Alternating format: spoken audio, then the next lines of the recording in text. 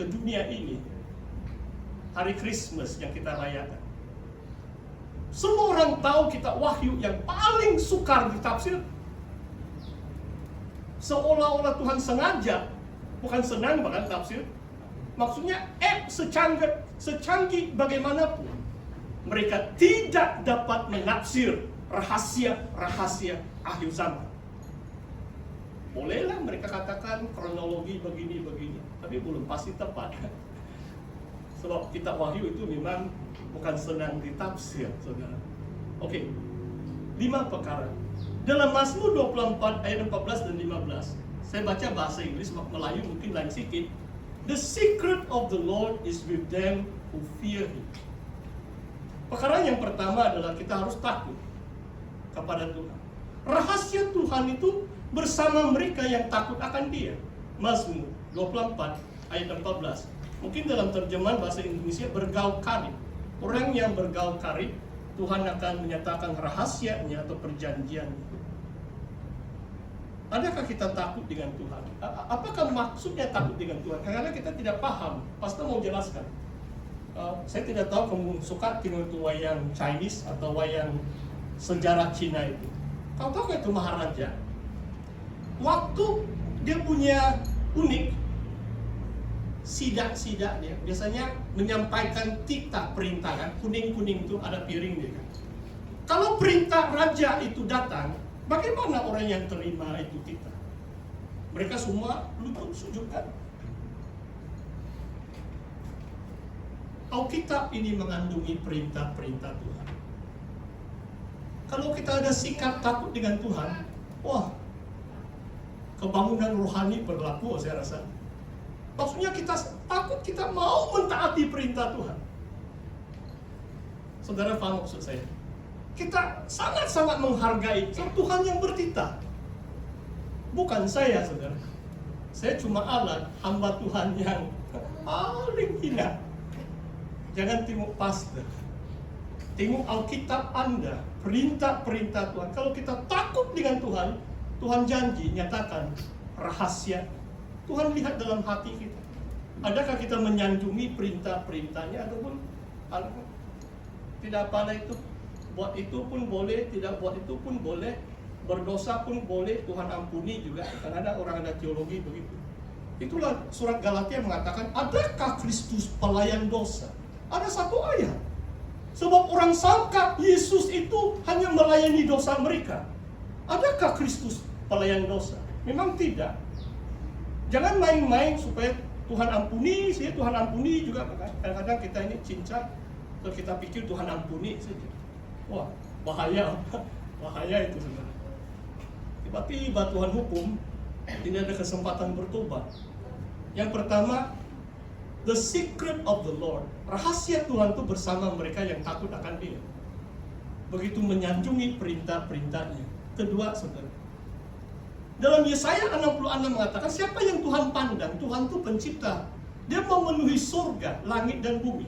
Tapi yang Tuhan pandang adalah orang, dalam kalau bahasa Inggris itu sangat indah, contrite in spirit. Orang yang remuk hati, orang yang rendah hati. Tuhan memandang hati yang remuk, yang tidak angkuh, tidak sombong. Kadang-kadang kita ada sikap egois kan? Kita boleh katakan saya benar, saya rohani bahkan. Apalagi ada gelar pemimpin. Saya khotbah untuk diri saya bukan menuduh atau menunjukkan ini kepada mana-mana pemimpin, saudara. Kadang-kadang saya gemetar di hadapan Tuhan, gentar, fear and trembling. Karena saya rasa saya tidak layak menyampaikan firman Tuhan yang begitu kudus. Tuhan pandang orang yang remuk hati, rendah hati, supaya kita sedia menerima penyingkapan rahasia, hal-hal yang dalam tentang Tuhan. Saudara, ini bukan pilihan. Kalau kita betul hidup generasi akhir zaman, Tuhan mau kita diperlengkapi, saudara. Harap tiada orang bilang, oh seronok saya dengar, besok saya lupa sudah. Dengan maksud saudara harus mulai sungguh-sungguh belajari nubuatan akhir zaman ini. Yang ketiga, saudara, kepada siapa rahasia itu diwahyukan? Efesus 3, 4 dan 5. Efesus bab 3 ayat 4 dan 5. Pada zaman dahulu kala tidak diberitahukan kepada anak-anak manusia, tetapi sekarang dinyatakan dalam roh kepada rasul-rasul dan nabi-nabinya yang kudus. Ayat ini mengatakan, ini berbicara rahasia Injil, tapi saya terapkan ini rahasia akhir zaman. Bukan semua orang diberitahu tentang rahasia akhir zaman. Oleh roh Tuhan beritahu kepada rasul-rasul dan nabi-nabi. 1 Korintus 12 ayat 28 mengatakan, di dalam jemaat Tuhan menetapkan yang pertama rasul, yang kedua nabi, ketiga pengajar. Wah, malah mau kalau gereja, kalau tidak ada rasul, tiada nabi, tiada pengajar. Wah, sebab mereka yang mendapat wahyu dari Tuhan untuk mengajar. Wahyu 11, 3,5 tahun yang terakhir, Tuhan mengutus 2 nabi, 2 saksi yang memimpin jemaat melalui 3,5 tahun yang terakhir itu. Waktu 2 nabi itu mati, bangsa-bangsa bersuka cita. Mereka kirim hadiah lagi satu dengan yang lain. Wah, saudara, akhir zaman bukan mudah, saudara. Agak berat juga saya sampaikan message ini. Saudara, kadang-kadang saya ditanyakan, apalagi akhir zaman. Saya tahu, saya hanya satu di antara mungkin berpuluh ribu pengkhotbah. Bukan saja di Sabah pun, sekarang semakin banyak ini gereja independen. Saudara paham maksud saya? Macam itu, mushroom, timbul. Kadang-kadang saya dengar tuh, nama tidak pernah saya dengar. Oh, ini ada yang dari Indonesia, ada yang dari tempatan. Tidak salah, saudara. Tapi belum pasti itu benar. Saudara harus menilai. Apalagi YouTube kan? Macam-macam orang sampaikan. Kalau bahasa Inggris lagi, wah sekarang laku itu YouTube ini akhir zaman. Orang takut baik itu. Ada orang mengajar 7 tahun, itu pengangkatan. Kita relax dulu di surga, 7 tahun. Kalau siapa yang tahu ayat dia, memberitahu, kita diangkat di awanan 7 tahun, tolong tunjukkan kepada saya. Saya belum nampak itu. Belum ada. Tapi dia punya view 300.000. Sebab orang minat, orang suka macam-macam ajaran. Jadi saudara harus pilih. Saudara harus berdoa, dipimpin Roh Kudus. Jangan disesatkan banyak guru-guru palsu, nabi palsu. Yang keempat, saudara, saya sudah jelaskan tentang DeepSeek dan itu Neuralink. Oke. Ini yang terakhir, Wahyu 1 ayat 3. Berbahagialah mereka yang membaca dan mendengarkan kata-kata nubuatan ini. Wahyu 1 ayat 3. Dan menuruti apa yang tertulis di dalamnya sebab waktunya sudah dekat. Apa sarangan firman Tuhan di sini? Membaca kan? Susah mau mengharungi akhir zaman kalau tidak rajin membaca firman Tuhan dan mendengarkan kata-kata nubuatan ini dan menuruti apa yang tertulis di dalamnya sebab waktunya sudah dekat. Saudara, saya akhiri dengan kitab Daniel. Daniel adalah seorang yang dipakai Tuhan luar biasa. Dia bukan hanya bijaksana dan arif, berbagai tulisan hikmat 10 kali ganda lebih bijak dari orang-orang arif di kerajaan Babel. Tapi Tuhan beri dia karunia penglihatan. Tuhan bagi dia karunia menafsir mimpi. Dia giat dalam doanya. Dia sanggup membayar kos.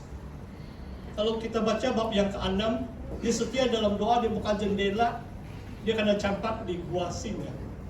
Saudara, pada akhir zaman, kalau kita mencontohi Daniel, marilah kita aktif membaca firman Tuhan, mendengar kata-kata nubuatan ini, tidak menajiskan diri, tidak kompromi dengan dunia, disiplin dalam doa, secara pribadi, secara kumpulan, seperti ketiga rakan Daniel, empat orang saja mereka kumpul untuk berdoa.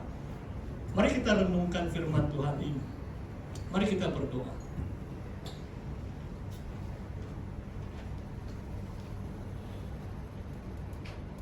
Haleluya Tuhan. Terima kasih ya Bapa. Kami bersyukur ya Tuhan. Kami tidak digemparkan oleh mana-mana berita. Walaupun kami tahu tanda-tanda akhir zaman semakin nyata ya Tuhan. Pengetahuan semakin bertambah, teknologi semakin canggih, dan kami mulai melihat penggenapan nubuatan-nubuatan, patung yang berbicara, bahkan tanda enam yang diletakkan di atas dahi manusia atau tangan kanan manusia. Kami berdoa ya Tuhan, Engkau beri kami hikmat, karena hikmat pengetahuan itu adalah daripadamu ya Bapa. Engkau yang memberikan itu kepada Daniel dan ketiga rakannya. Tuhan, Engkau berikan kepada jemaah di tempat ini, di SIB Beverly Hills, supaya kami senantiasa takut akan Engkau. Kami terus mengamalkan kerendahan hati ya Tuhan, supaya kami sedia menerima apa yang Tuhan singkapkan kepada kami ya Tuhan. Terima kasih ya Bapa.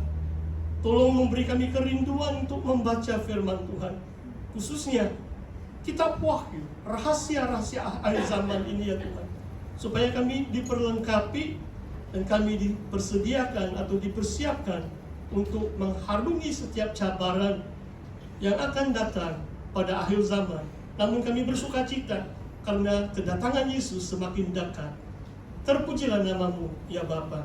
Di dalam nama Tuhan Yesus Kristus kami mengucap syukur dan berdoa. Amin. Amin. Saudara, sebelum saya mengundur diri, ada satu kerinduan saya bersama penetua dan pemimpin yang lain juga, karena minggu ini merupakan minggu yang terakhir cuti sekolah. Jadi kesempatan untuk berdoa untuk kamu yang akan mulai persekolahan minggu berikutnya. Jadi saya mau jemput kepada kita semua, kamu yang status pelajar dari tingkatan 1 sampai mahasiswa di university, IPTA, IPTS, untuk maju di depan untuk didoakan. Boleh? Oh, macam belum lagi hangat loh. Haleluya. Jadi saya jemput dari tingkatan 1 sampai di university, asalkan status pelajar, supaya Tuhan menjadikan kamu seperti Daniel itu. Kalau perempuan pun memang ada juga Tuhan bagi. Ini Daniel lelaki baik. Jadi tanpa membuang masa, pergi di depan, boleh? Jangan malu-malu, nanti penetua ada pastor Sabtu juga di sini. Kalau saya belajar itu